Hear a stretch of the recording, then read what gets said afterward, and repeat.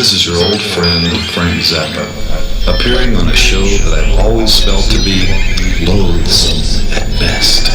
However, I've been invited down here to tell you all the story of my life. Well, it begins like this, you see. When I was young, I was just a little sort of a person, and I lived with these Italians. One was my mom, and one was my dad.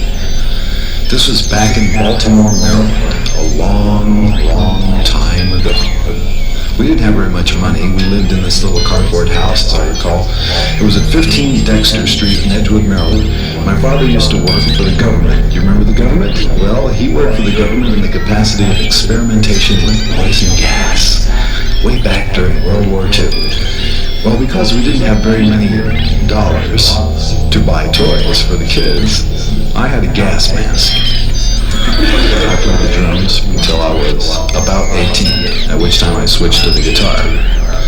I started writing music when I was 14. My earliest composition was a piece for snare drum, tune-up machine, which is a little box that puts out a constant tone of an A or a B flat, depending on what you're tuning up, and a triangle, I think it was. This was not a popular piece. I went on from that to something a little bit more dramatic. It was a snare drum solo. The name of that solo was The Mice. And I played this snare drum solo in a competition in my high school. It sounded like this. But faster. I can't really sing how fast the was going. They gave me a certificate that said, okay, about the age of 18, I became interested in the guitar.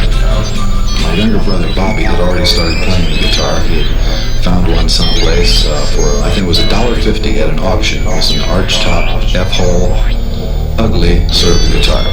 And it was very hard to keep it in tune. He was strumming on this.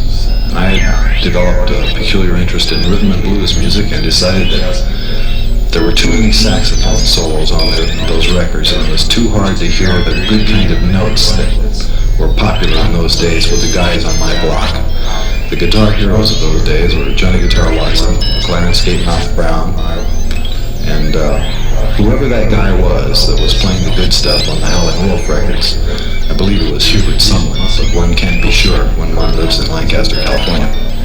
So I started playing guitar, and I got my own little band together.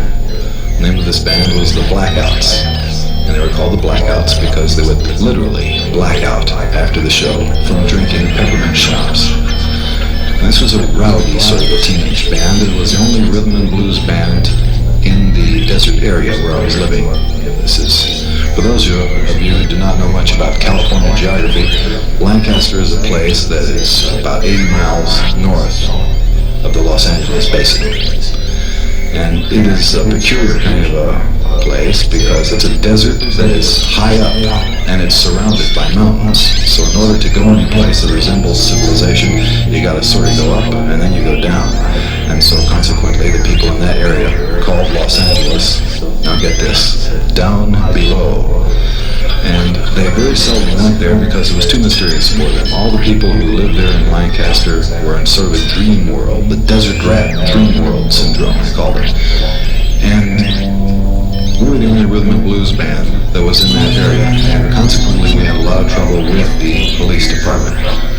The reason for that was that in 1955 or 56, a woman named Elsie Page, who ran the record store where I used to work, had the unmitigated audacity to try and promote a real live rock and roll show there in the Antelope Valley.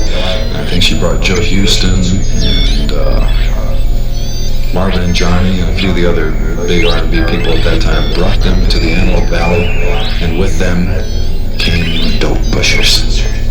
Several people were caught possessing mysterious red pills, and they passed out and everything. So the police and the civic leaders swore that this dreadful music should never be allowed into the area again. Well, I didn't know this. This had happened before I got there.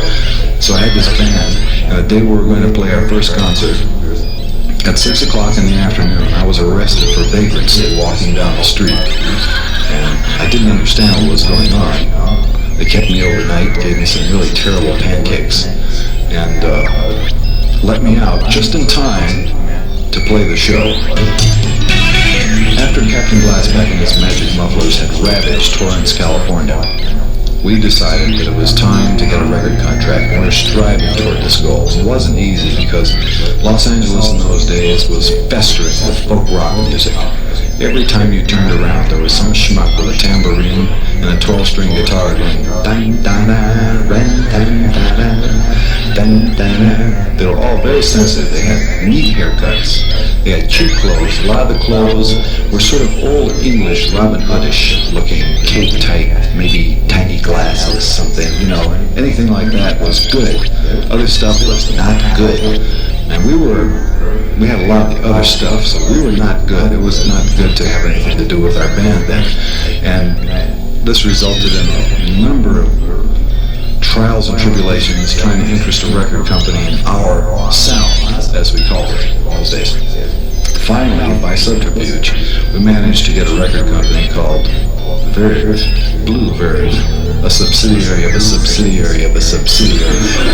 And today, we're still making records. We've been doing it for about 11 years.